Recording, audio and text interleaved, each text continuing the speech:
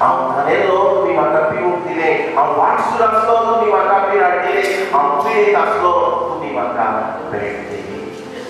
आनी हेच ह्या भागीरथ रॉकीन आपल्या जिवितांत ओळखून घेतलें आनी पिडीमोतांची सेवा केली.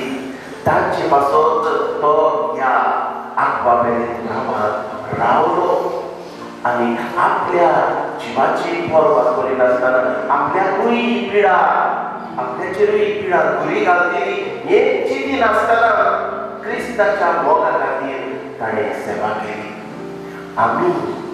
आमी जण एकल्यार एकामेकाची सेवा करूं, पिड्यो वता सोबे हुस्को दाखोवंक, गरजे वता सोबे हुस्को दाखोवंक आमकां उपाय दिवन एक नवो